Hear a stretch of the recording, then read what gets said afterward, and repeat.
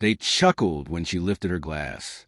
Most assumed it was her usual brand of humor, that sharp, sarcastic which she wielded so well.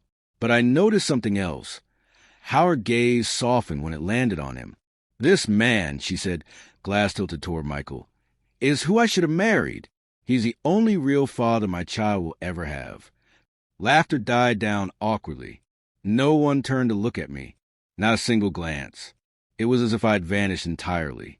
I stood there, silent, at the edge of the room, half concealed behind the pale balloons and cheap streamers she had so enthusiastically picked out. My fists clenched tight, veins bulging like drawn wires. I turned and left without a sound.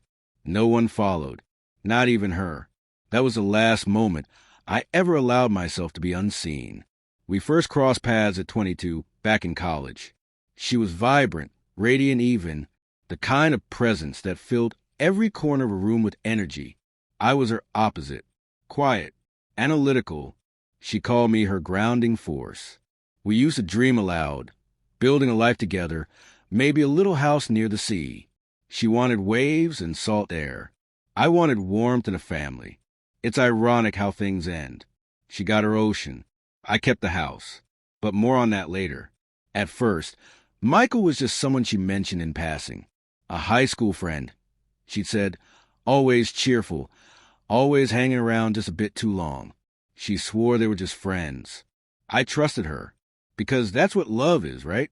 Believing without proof, until that belief becomes the rope tightening around your own throat. It started with her phone.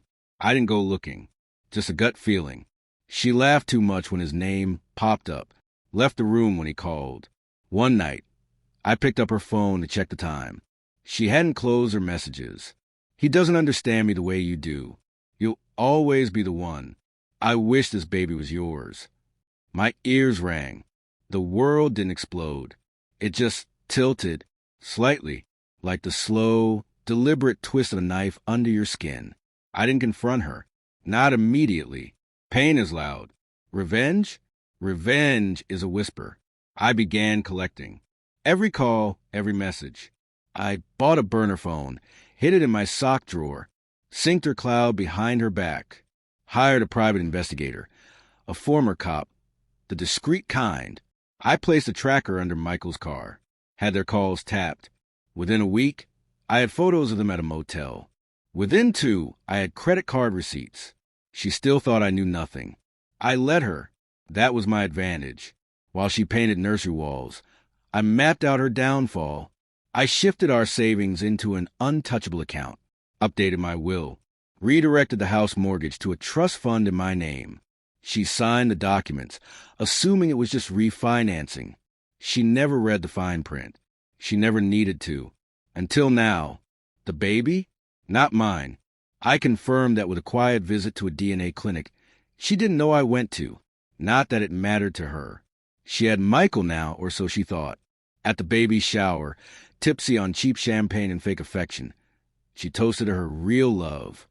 Michael beamed like an idiot, oblivious of the trap he stood in. I left the party, but I wasn't gone.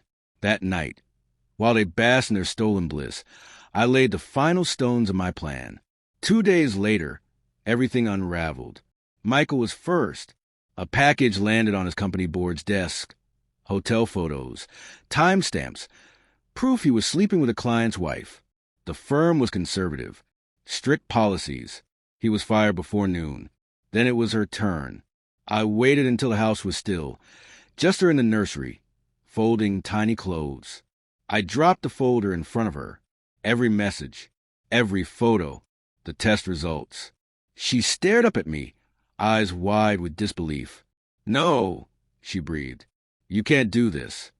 I already did. I laid it all out. How the trust meant the house was mine. How the money was gone from her reach. How the will left her nothing. "You get your son," I said. "That's all." She screamed, begged, tried to take it back. Claimed Michael meant nothing, that I was making too much of it. I didn't blink. She called lawyers. Found out I'd already filed with airtight evidence. In our state, adultery cuts off spousal support. I'd made sure the documentation was flawless. Then came the final stroke. I sent the proof to her parents. strict old-fashioned, and, until then, her unwavering supporters. They adored me. Her mother sobbed. Her father said she wasn't welcome in their home anymore, told her she no longer had a daughter's place in their lives. And Michael, after losing his job, he tried to sue me for defamation. I welcomed it. Court discovery opened his financials. Turned out he was already married, with a pregnant wife living across town. She left him the moment the evidence surfaced.